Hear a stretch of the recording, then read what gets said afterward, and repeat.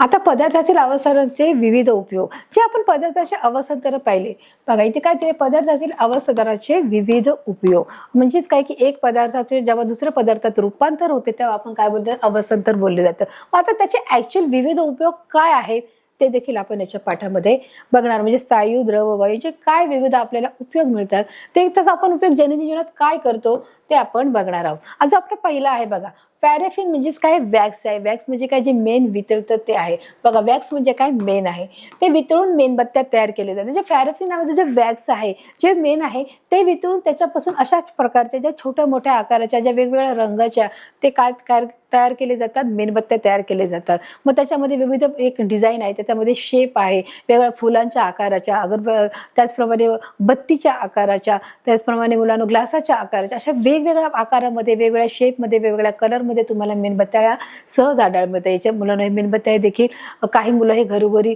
बनवतात याचा मोठा छोटा कारखाना देखील आहे आणि ह्या बनवून काय केल्या जातात त्या बाजारामध्ये मार्केटमध्ये विकल्या जातात। अशा प्रकारे जे काय मेणबत्त्या म्हणजेच काय आपण बोलू शकतो त्याला कॅन्डल्स बोलतो ते कॅन्डल देखील बनवले जातात। हा आपला काय आहे पहिला उपयोग आहे। दुसरा काय आहे गोठवलेला कार्बन डायऑक्साईड। गोठवलेला म्हणजे आपण फ्रोझन गोठण आपण ना गोठवलेला म्हणजे काय फ्रोझन आहे तो कार्बन डायऑक्साईड म्हणजेच काय शुष्क बर्फ म्हणजे तो काय केला आहे एकवटलेला आहे स्थायी रूपात आहे तो कार्बन डायऑक्साईड काय केला जातो ड्राय आईस काय आहे ड्राय आईस त्याला काय बोलले जातो कार्बन डायऑक्साईड शुष्क बर्फाला ड्राय आईस। आईस म्हणजे काय बर्फ आहे ड्राय म्हणजे काय सुक्क आहे ड्राय म्हणजे काय सुक्क आहे। आईस्क्रीम तयार करताना व ते थंड ठेवण्यासाठी त्याचा उपयोग केला जातो। ज्यावेळेस आपण आईस्क्रीम बनवायची असेल किंवा एखादा थंड पदार्थ बनवायचा असेल आईस्क्रीम करताना व थंड ठेवण्यासाठी आईस्क्रीम केल्यानंतर आईस्क्रीम बनवण्यासाठी त्याचा उपयोग होतो आणि ते थंड ठेवण्यासाठी देखील त्याचा काय केला जातो उपयोग केला जातो। इथे तुम्ही पाहू शकता हे काय आहे कार्बन डायऑक्साईड म्हणजेच काय आहे गोठवलेला कार्बन डायऑक्साईड आहे तो शुष्क मध्ये आहे म्हणजेच काय आहे ड्राय आईस आहे। याचा उपयोग का केला जातो आईस्क्रीम करण्यासाठी तयार करताना व तो थंड आईस्क्रीम कशी थंड राहील त्याच्यासाठी देखील याचा मुलांना काय केला जातो उपयोग केला जातो। याच्यामध्ये पाहू शकतो। आपला जो तिसरा उपाय आहे पाहणार आहे की द्रव रूपात नायट्रोजनचा उपयोग रक्तपेशी व पेशीचे रेत टेकून ठेवण्यासाठी होतो। काय केलं जातं द्रव रूपात द्रव म्हणजे लिक्विड फॉर्म मध्ये नायट्रोजन अगोदर आपण पाहिलं की जो गोठण म्हणजे जो कार्बन डायऑक्साईडचा जो गोठण आहे त्याचा उपयोग केला गेलाय आणि इथे काय केलं आहे बघा इथे द्रव रूपा म्हणजे लिक्विड फॉर्म मध्ये असलेला जो नायट्रोजन आहे त्या वायूचा उपयोग करून रक्तपेशी व पेशीचे रेत जे आपण सेल्स बोलू शकतो रक्तपेशी जे सेल्स आहेत त्या टिकून ठेवण्यासाठी होतो म्हणजे बनवण्यासाठी व त्या टिकून ठेवण्यासाठी या नायट्रोजनचा काय केला जातो उपयोग केला जातो। द्रव रूपाचा म्हणजे लिक्विड फॉर्म मध्ये असलेला जो नायट्रोजन आहे त्याचा उपयोग करण्यासाठी सेल्स म्हणा रेत पेशी म्हणा की पेशीचे रेत बनवण्यासाठी आणि त्या टिकवून ठेवण्यासाठी काय केला जातो त्याचा हा पुरेपूर वापर केला जातो। हे देखील आपण चित्राच्या मध्ये पण अशा प्रकारे काय आहे ते लिक्विड फॉर्म मध्ये असतं। त्याचप्रमाणे जो आपला चौथा आहे वाळू। वाळू म्हणजे काय सँड। वाळू कुठे असते वाळू ही समुद्राच्या ठिकाणी असते ज्या ठिकाणी समुद्र असतो त्या ठिकाणी काय असते वाळू असते। वाळू आहे वाळू म्हणजे काय स्लाइसेस किंवा सँड काय आहे वितळून काच बनवली जाते। वाळू जी आहे ती काय करते ती गरम केली जाते ती वितळवली जाते आणि त्याच्यापासून अशा प्रकारे काच बनवली जाते। इथे चित्रामध्ये तुम्ही पाहू शकता की कशा प्रकारे काय केलं आहे याची काच बनवण्यात आले की काच बनवली जाते। वाळूपासून देखील आपण काय बनवू शकतो काच बनवू शकतो। ती कशी ती त्याला वितळवली जाते त्याला उष्णता दिली जाते ती वितळवली जाते आणि त्याच्यापासून काय बनवले जातं काच बनवली देखील जाते। पाचवं जे आपलं आहे मुलांना सोने चांदी। आपला जो पाचवा बघा उपयोग काय सोने चांदी याच्यापासून दागिने बनवण्यासाठी हे वितळले जाते की सोने चांदी बनवण्यासाठी देखील याचा फार उपयोग केला जातो। जे दागिने आहे जे गोल्ड आहे जे सिल्वर आहे सोने म्हणजे गोल्ड आहे चांदी म्हणजे सिल्वर आहे यांच्यापासून दागिने बनवण्यासाठी म्हणजे दागिने बनवण्यासाठी देखील या आपल्याला त्या सर्व धातूंचा काय करतो उपयोग केला जातो। हे वितळवले जाते दागिने बनवण्यासाठी हे काय केले जाते हे वितळवले बघा अशा प्रकारे जी प्रक्रिया आहे ते वितळवण्याची देखील ही प्रक्रिया आहे। हे देखील तुम्ही पाहू शकता। जे सहावं आहे अवजारे। अवजारे म्हणजे टूल्स म्हणजे काय अवजारे जे हर एक प्रकारची जी अवजारे आहेत जे आपण पाहू शकतो की जे शेताच्या कामासाठी लागणारे जे हत्यारं आहेत जे टिकाऊ आहे फावडा आहे कोयता आहे जे हर एक प्रकारचे जे अवजार आहेत ते बनवण्यासाठी देखील लोखंड वितळावं लागतं। जे लोखंड आहे ते काय करावं लागतं वितळावं लागतं। ते वितळल्यानंतर त्याला पाहिजे तसं आपण काय करू शकतो आकार देऊ शकतो आणि आपल्याला हर एक कामासाठी उपयोगी पडणारी हर एक प्रकारची वस्तू आपण त्यापासून तयार करू शकतो। तर अशा प्रकारे मुलांना आपण पाहिलं की कशा प्रकारे जो धातू आहे तो वितळण्यासाठी त्याचा आपण उपयोग केला आहे. आता मुलांना बघणार आपण जो पार्ट 1 आहे तो आपला पाहिलेला. आता पार्ट 2 मध्ये आपण पदार्थ स्वभाव, त्याचे गुणधर्म आणि त्याची अवस्था आपण बघणार आहोत, की त्याच्यामध्ये तुम्हाला सांगितलं की आपण दुसऱ्या भागामध्ये पाहणार की संप्लवन म्हणजेच काय. संप्लवन म्हणजे काय, सिम्युलेशन आहे, म्हणजे संप्लवनचा अर्थ आपल्याला जाणून घ्यायचा आहे. तसेच आपण एक प्रयोग करणार आहोत आणि त्याचे जे उदाहरणं कोणती आहेत ते देखील आपण पाहणार आहोत. संप्लवन याचा अर्थ काय, की एखादा जो स्थायी रूप जो पदार्थ आहे तो द्रव रूपात रूपांतर त्याचे न होता थेट वायू रूपात रूपांतर होते, त्याला काय बोलले जाते मुलांनो, संप्लवन बोलले जाते. आपण पुन्हा एकदा पाहूया की संप्लवन याचा अर्थ की एखाद्या स्थायी रूप पदार्थाचे द्रव रूपात रूपांतर न होता थेट वायू रूपात रूपांतर होते, त्याला काय बोलले जातात, संप्लवन बोलले जाते. उदाहरणार्थ आपण पाहू शकतो की जर कापूरच्या ज्या गोळ्या आहेत, तो कापूरची जी गोळी दिसते ती आपल्याला मुलांना कशी दिसते, स्थायी रूप पदार्थामध्ये दिसत असते. परंतु ती काय होत असते, ती त्याचं द्रव रूपात रूपांतर न होतं आपण त्याच्यावर पाणी टाकलं की ते विझळून जाते का, तर ते आपोआप ते वायू रूपात त्याचं काय होतं, रूपांतर होतं. मग आपण हे एका प्रयोगाच्या माध्यमातून देखील पाहणार आहोत की त्या प्रयोगामध्ये कोणकोणते पदार्थ घेतलेले आहेत आणि त्या पदार्थाला कोणत्या प्रकारची प्रक्रिया केली ते पाहणार आहोत. बघा इथे त्यांनी सांगितलं आहे, एक प्रयोग पाहणार आहोत. एक प्रयोग आहे, एका बशीमध्ये थोडी काय घेतली आहे, वाळू घेतली आहे. काय घेतलं आहे, वाळू घेतली. एक बशी आहे, त्याच्यात वाळू घेतली आहे आणि त्याला काय दिले आहे, उष्णता घेतली आहे. मग त्या वाळूमध्ये आयोडीनचे खडे देखील घेतलेले आहेत, ते देखील पाहणार. 2 मिश्रण आपण ते घेतलेले आहेत, त्यात आयोडीनचे खडे ठेवले आहेत. इथे काय दिसत आहे, आयोडीनचे खडे. बघा आपण पुन्हा एकदा प्रयोग समजून घेऊया की या प्रयोगामध्ये आपण कोणकोणत्या पदार्थाचा उपयोग केलेला आहे. एक काय घेतलेला आहे, प्रथम उष्णता देणारी बरणी घेतलेली आहे. दुसरं आपण काय घेतलेलं आहे, एक बशी घेतलेली आहे. याच्यामध्ये वाळू घेतलेली आहे आणि याच्यात आयोडीनचे तुकडे घेतलेले आहेत.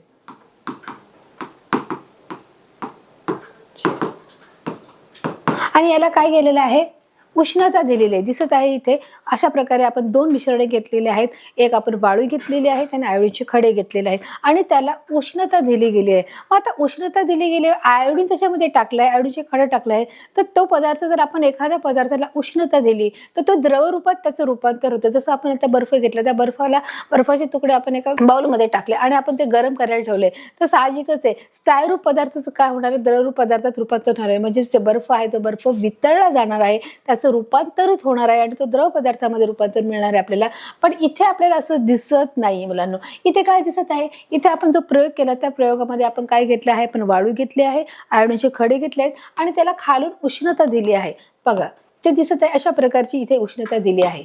मग बशी बर्नरवर ठेवा. इथे सांगितले बशी काय करायची आहे, ती बर्नर ठेवायची. बर्नर काय आहे, हे आहे. इथे काय दिलं आहे, बर्नर. बघा इथे काय दिसत आहे, हा बर्नर. बर्नर काय आहे, हा बर्नर आहे आणि तिच्यावर एक काचेचे नरसाळे ठेवायचे आहे. आपल्याला बघ अजून जो प्रयोग करायचा की त्याच्यावर काचेचे नरसाळे उपडे ठेवायचे आहे व त्याच्यावरील तोंड कापसाच्या बोळ्याने बंद करा.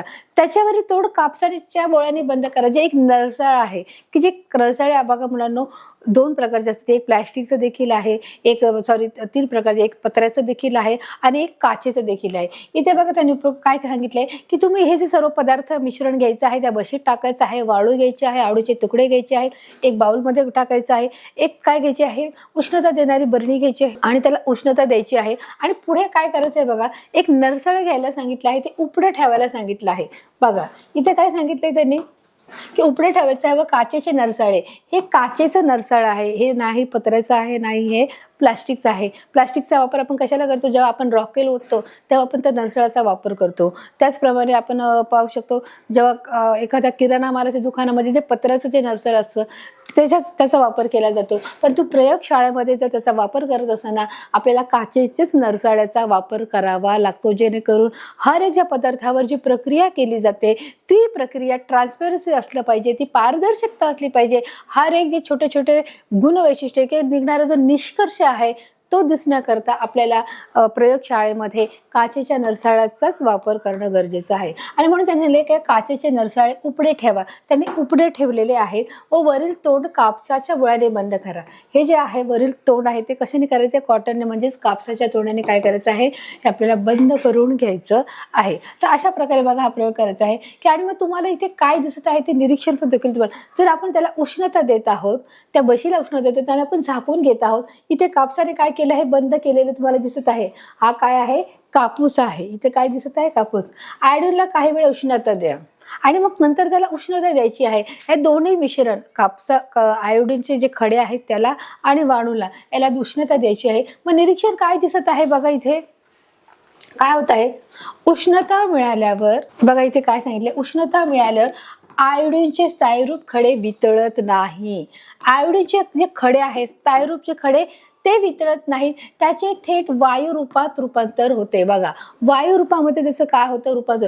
ते खडे वितळत नाही. जसं आपण म्हणू शकतो कापसा जे आपल्याकडे कापूर आहे तो वितळत नाही, त्याचं वायू रूपात रूपांतर होतं. त्याचप्रमाणे जे आपले आयोडीनचे खडे आहेत ते देखील काय होतात? त्याचं द्रव रूपात म्हणजे त्याचं पाण्यामध्ये रूपांतर होत नाही, तर त्याचे डायरेक्ट थेट वायूमध्ये काय होते? रूपांतरित होताना आपल्याला दिसते. हे तुम्ही निरीक्षण करून पाहू शकता घरी मुलांना, तुमच्या वरिष्ठांच्या सहाय्याने. बघा वायू रूपात त्याचे काय होते? रूपांतर होत असते. उष्णता मिळाल्या आयोडीनचे स्थायी रूपात काय होतात? ते रूपांतर होते. हे कण पुन्हा थंड होतात व काचेला चिटकून राहतात. हे कण काय होतात? विरघळून न जातात, ते काय होतात? वायू रूपात रूपांतर होतात आणि ते कण पुन्हा थंड झाल्यावर ते काय होतात? काचेला चिटकून राहतात. ही जी काचेचं जे नरसाळ दिसते त्याला ते काय करतात? अशा प्रकारचे जे काय होतात ते कण असतात ते काचेला चिटकून राहतात. ही काय आहे? काच आहे. आणि इथे आपण काय केलं आहे? बंद केले, कारण जे काही उष्णता मिळते ती बाहेर न जाता आपण काय केलं आहे? कापूसने काय केलं आहे? ते झाकण बंद केलेलं आहे. ती जी बोळ आहे ती बंद केली व ते काचेला चिटकून राहतात. तिथे झालेले की अशा प्रकारे जे कण आहे, जे आयोडीनचे कण आहेत ते काय करतात? वायू रूपात थेट त्याचं रूपांतर होतं आणि ते काचेच्या बशीला चिटकून राहण्याचा काय करतात? ते प्रयत्न करतात. अशा प्रकारे तुम्ही याच्यामध्ये पाहू शकता. बघा आता काय दिलंय बघा, हे कण पुन्हा थंड होतात व काचेला चिटकून राहतात. ते बघा ते देखील तुम्हाला कसे दिसतं.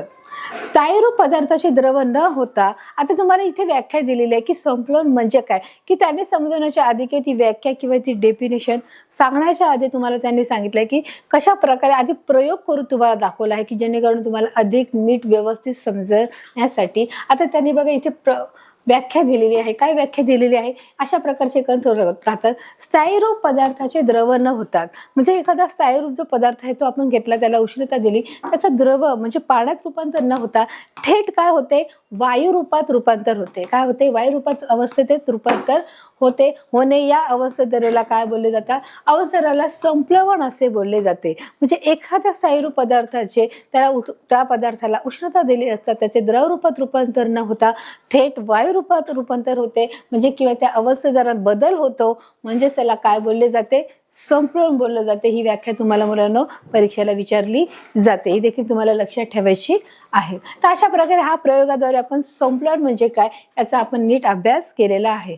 तर पदार्थाचे गुणधर्म, पदार्थ की जे पदार्थ आपण पाहिले की ते पदार्थ कोणकोणत्या प्रकारचे आहेत ते आपण पाहणार आहोत. तर अशा प्रकारे मुलं आता पाहणार पदार्थाचे गुणधर्म, म्हणजे पदार्थ तुमच्या समोर असणारे जे हर एक प्रकारचे जे पदार्थ आहेत ते कोणत्या प्रकारचे आहेत. मग ते स्थायी रूप आहेत, द्रवरूप आहेत, वायुरूप आहेत. तुमच्या डोळ्यांना जे पदार्थ दिसतात मग ते सर्व एकाच अवस्थेमध्ये दिसू शकतात का? तर नाही. तर त्याच्यामध्ये तुम्हाला काय दिसतो? बदल दिसतो. उदाहरणार्थ तुम्ही घरामध्ये असाल तर तुम्ही घरामधले जे फर्निचर आहे ते स्थायीरूप पदार्थामध्ये आहे. तुम्ही जे पेय पिता ते द्रवरूप पदार्थामध्ये आहे आणि जे मुलांना तुम्ही वाफ घेता ते कसं आहे? वायुरूप पदार्थामध्ये आहे. किंवा ते कापसाच्या जे गोळ्या तुम्ही ठेवता मग ते वायुरूपात त्याचं रूपांतर होतं. तर अशा प्रकारे पाण्याला उष्णता दिली तर ते देखील वायुरूप आहे. तर अशा प्रकारे पदार्थाचे हर एक जो पदार्थ आहे जो तुम्ही उपयोग करता किंवा जो तुमच्या पाहण्यात आहे त्याचा गुणधर्म काय आहे ते आपण या चित्राच्या माध्यमातून देखील समजून घेण्याचा मुलांना प्रयत्न करणार आहोत. आता बघा इथे तुम्हाला बऱ्याच प्रकारची ही जी चित्र दिसलेली आहे ही सर्व चित्र आपण आपल्या घरामध्ये पाहिलेली आहेत, बाहेर पाहिलेली आहेत, कोणी तुम्ही दुसरीकडे फिरायला गेला असाल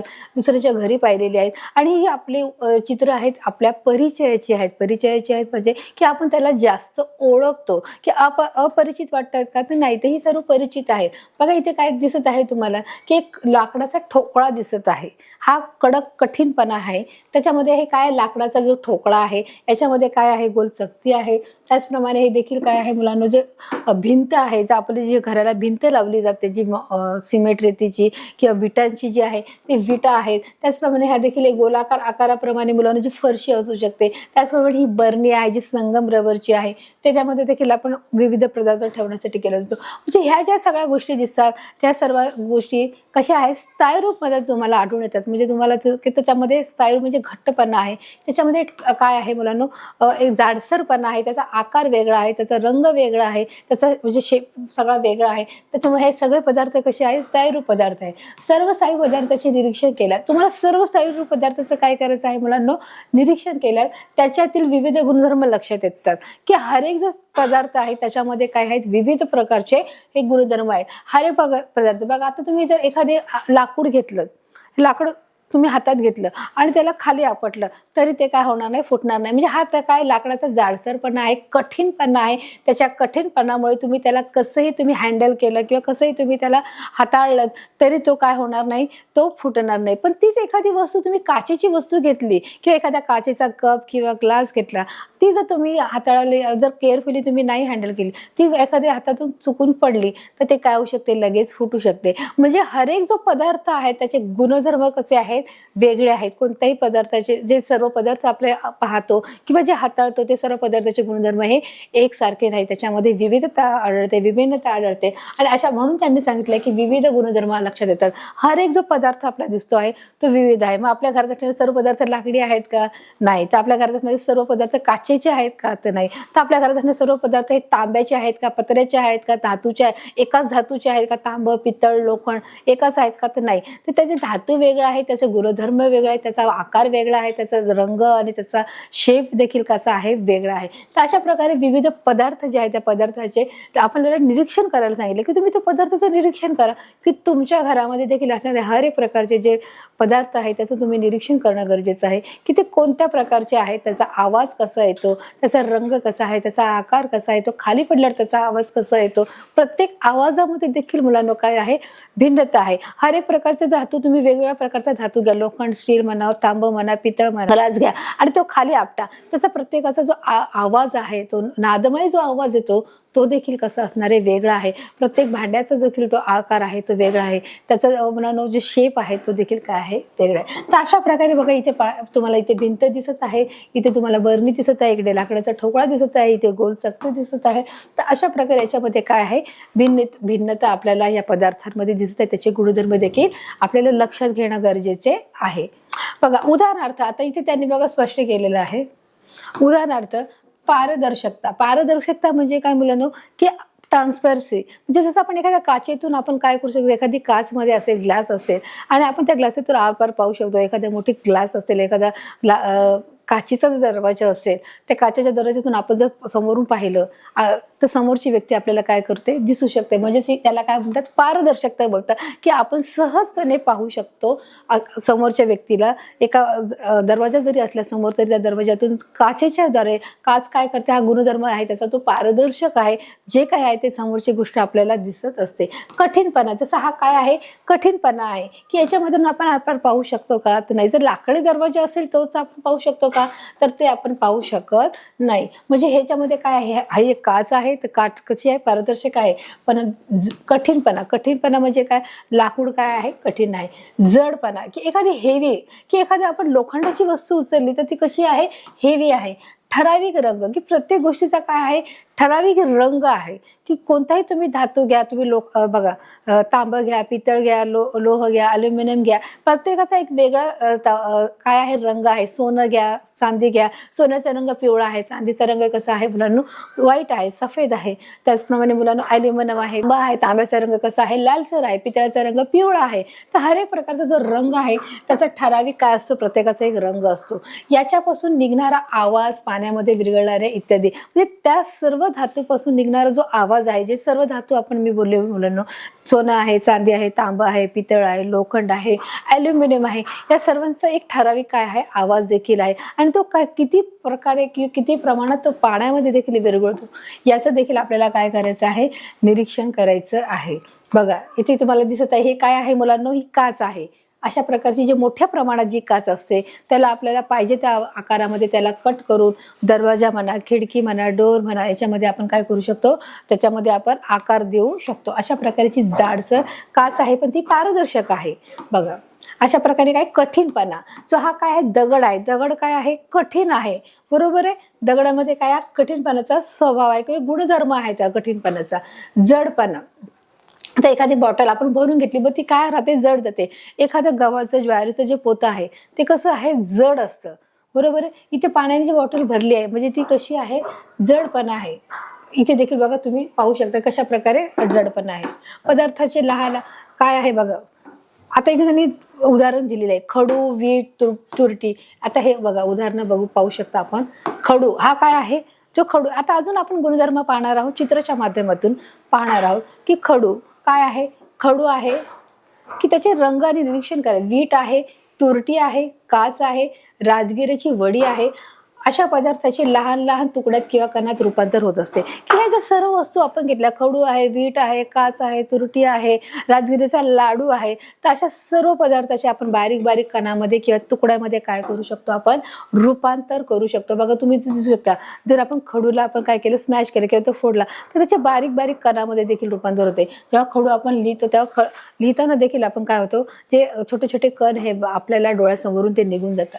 अशा प्रकारे लहान लहान तुकड्यामध्ये देखील त्याचे काय होते रूपांतर होण्यामध्ये सुरुवात होत असते. अशा पदार्थामध्ये काय असतो ठिसूळपणा असतो. ठिसूळपणा म्हणजे कसं म्हणून की ते पटकन स्मॅश केलं जातं, की आपण हाताने जरी त्याला काय केले आपण दाबण्याचा प्रयत्न केला ते ठिसूळ असतं. म्हणजे त्याला काय बोलतात ब्रिटनेस बोलतात. काय बोलतात ब्रिटलेसनेस हा गुणधर्म असतो. कोणता ठिसूळपणा हा गुणधर्म असतो. खडूमध्ये असतो, त्याचप्रमाणे काचेमध्ये असतो, राजगिरीच्या वडीमध्ये असतो, विटामध्ये असतो, की आपण त्याला हाताने जरी फोडलं तरी तो काय होतो फुटू शकतो. त्यालाच काय बोलणार ठिसूळपणा असे आपण बोलणार आहोत.